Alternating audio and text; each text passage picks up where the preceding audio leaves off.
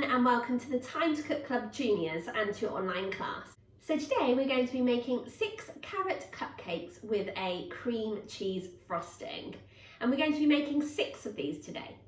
So hopefully if you're joining me, you have all of your ingredients weighed out, measured and ready to go, and also the equipment from the equipment list. So let's make a start. The first thing you'll need to do is you'll need to pop your butter we're going to use in our cream cheese frosting onto a dish, okay, to allow it to warm up to room temperature. So now what we need to do is we need to chop our 2 pineapple rings into small pieces. And we definitely need to be following our Time to Cook Club rules when it comes to chopping.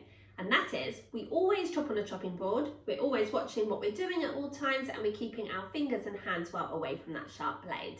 So what we're going to do is we're going to cut our pineapple rings into half, and then into half again, and then just into small slices, okay, quite thin slices, because our pineapple is going to go into our carrot cake mix, okay, so we don't want really chunky pineapple in there, okay, nice thin slices, remembering to keep our fingers well away from that sharp blade. So you just need to continue until you have chopped up all of your pineapple pieces into thin slices. And then join me back here and I'll tell you what to do next. Now what you need to do is you need to get 2 pieces of kitchen towel still kind of joined together, fold them in half so that they're double strength, and then pop your pineapple chunks in the middle. And then you're going to use your paper towel or your kitchen towel to just help to absorb all of that excess pineapple juice, okay? Because you want to take out as much moisture from that pineapple as you can. The next ingredient we need to prepare is our egg. And we're going to do little taps on the side of our cup. We're going to then pop our thumbs into the hole that we've created and just pull the eggshell apart, leaving the egg in the cup.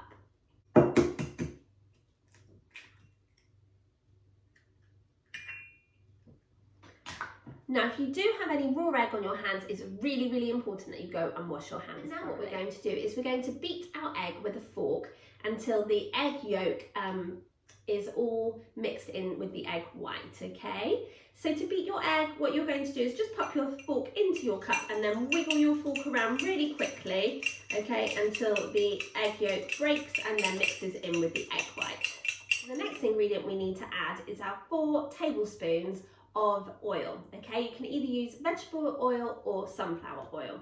I'm using sunflower oil, and whenever we measure out any liquids or any flavourings or spices, we always do so over a separate bowl or cup, and that way we won't ruin the rest of our ingredients if we add too much.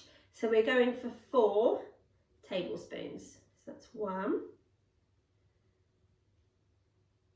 2,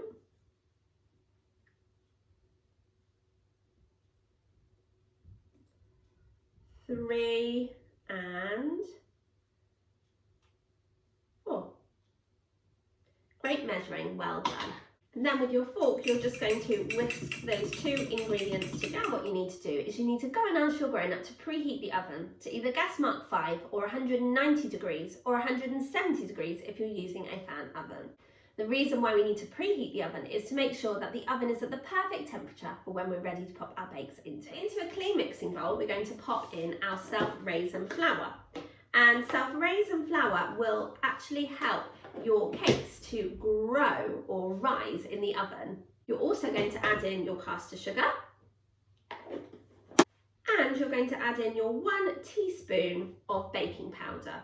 Now again, that will help your cakes to rise up in the oven. And it is 1 level teaspoon, not a heat teaspoon. So when we're measuring out our baking powder, it's a really good idea to just use the top of the inside of the top of your baking powder pot to just scrape down the top so that it is even on top.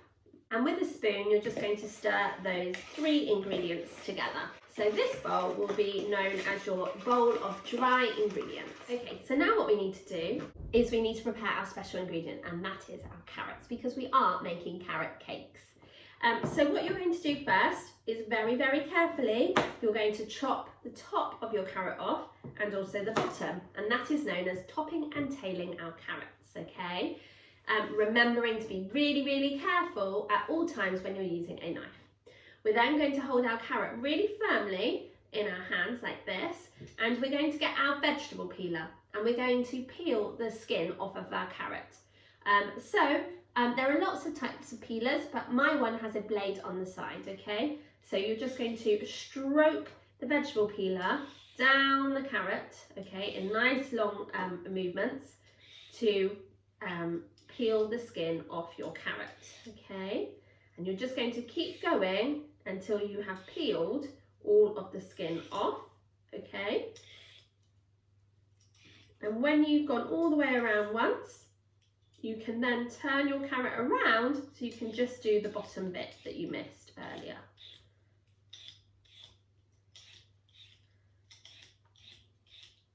Once you've done one carrot, you're going to do exactly the same with the rest. So don't forget to top and tail your carrots before peeling them very carefully with your vegetable peeler. Remembering that the blade on a vegetable peeler is just as sharp as the blade on a knife. So please, please do be careful. So I'll see you back here in just a minute once you've peeled your carrots, and I'll show you what to do next. Hopefully by now you have prepared your carrots by topping and tailing the carrot, but also peeling the skin off them. So now what you need to do is you need to get a grater, and you're just going to grate your carrot, okay?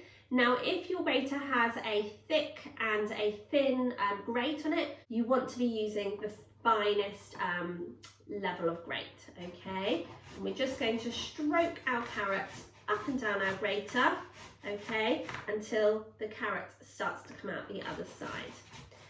So please do be careful of your fingers. The blade of a grater is super sharp too, okay?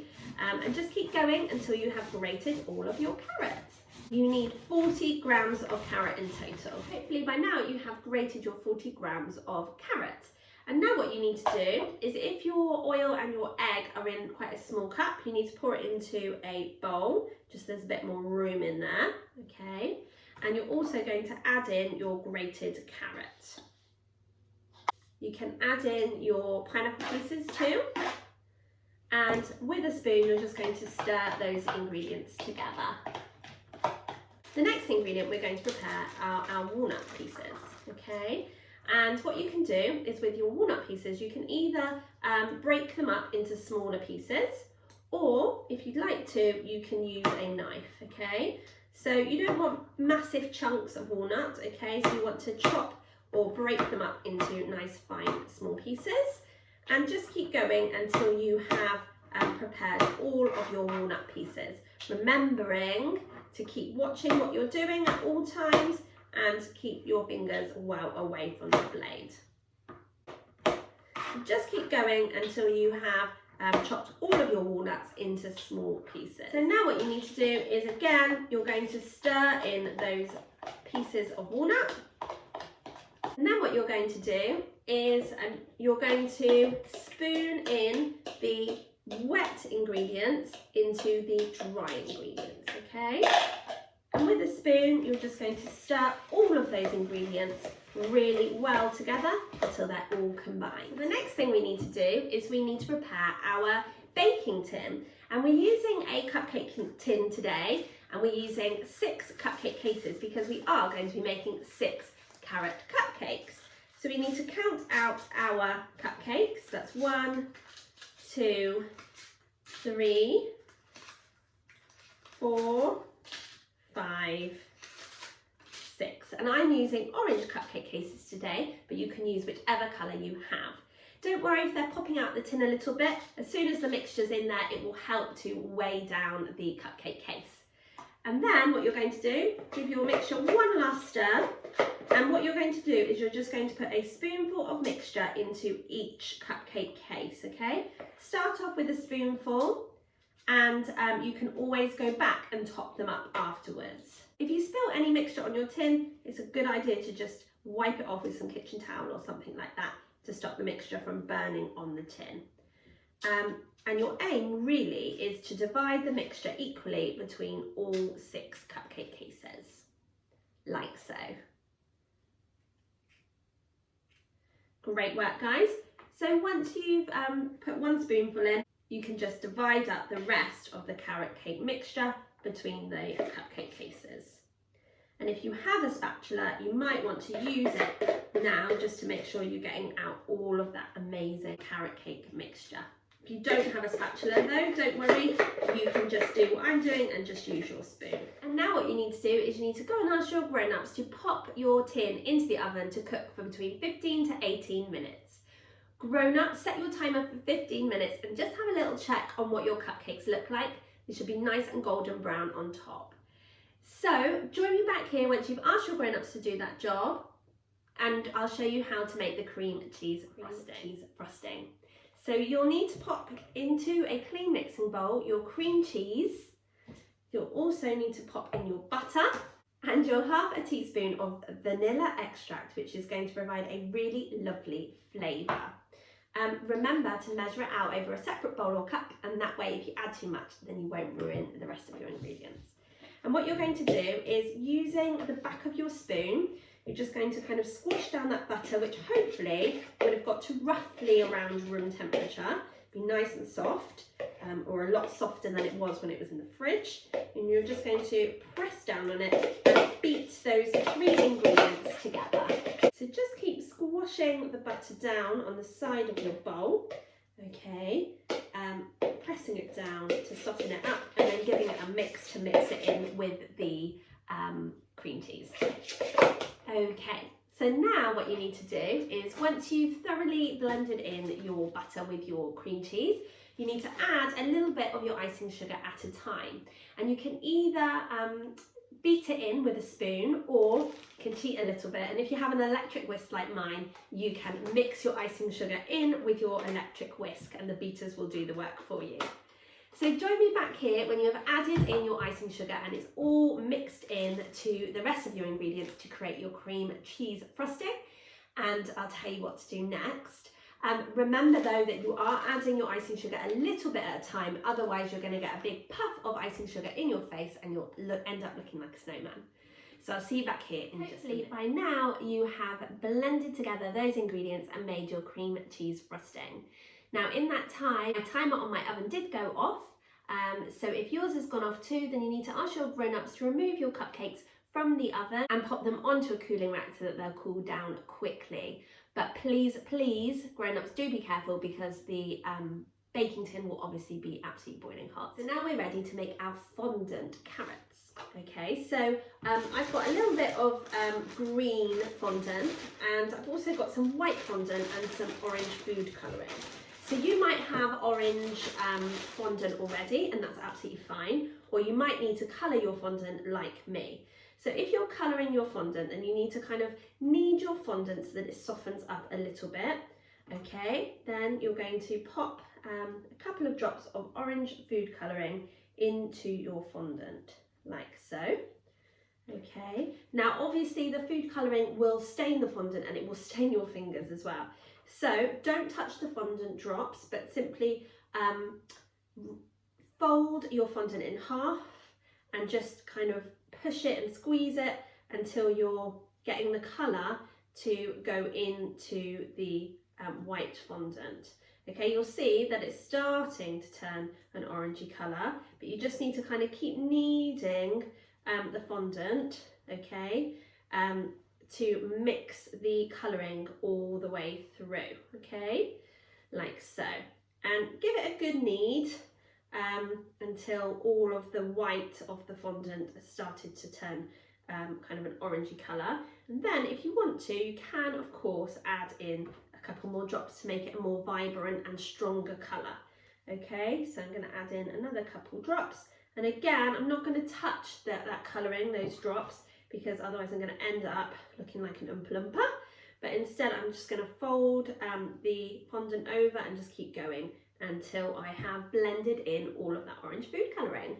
And if your hands get really sticky at any point, then you can just pop some icing sugar onto them, just like you would if you were rolling out pastry and you pop flour, dusting flour on. Okay, now what you need to do is you need to take a piece of icing about that size, and you're going to roll it into like a carrot shape. Okay, so my carrot, I might have it a bit smaller than that actually. So I'm going to roll it, and then I'm going to squeeze the end into like a carroty shape, like so. and if it's too long, you can just take a bit off the top.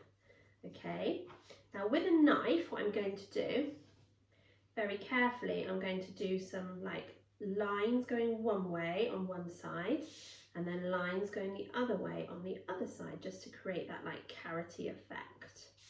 Okay, and then with the green fondant icing, just need a really small amount of this as well. Luckily this is already coloured for us. We're just going to make the leaves. Okay, so you might want to pop 2 bits underneath just to make your carrot leaves, like so. So I'll just show you. I've done, that's my little carrot there, okay, if you can see. All right, and when we've iced our cupcakes, once they've cooled down, we can pop on our fondant carrots. So now what you need to do is you need to carry on until you have created 6 fantastic fondant carrots. So hopefully by now you have prepared your 6 fondant carrots. So now what you need to do is, once your cupcakes have cooled down enough to decorate, what you're going to do is you're going to pop on a spoonful of cream cheese frosting, and with the back of your spoon you're just going to smooth down that frosting just by kind of doing swirls or circles, okay? So it's nice and evenly covered, like so, okay? Before popping on one of your lovely fondant carrots. And you're just going to continue to do that until you have iced and decorated all of your 6 carrot cupcakes. Okay, great work guys. So hopefully by now you have your 6 carrot cupcakes decorated with cream cheese frosting and fondant carrot. And I'm sure you'll agree that they look absolutely awesome. So I really hope you enjoyed joining in with me for today's session, but more importantly, I hope you enjoyed sharing your carrot cupcakes with cream cheese frosting with your friends and family. I really look forward to cooking with you guys again next week, when we'll be back with another delicious bake from our Easter Treats menu. Have a super week guys, bye!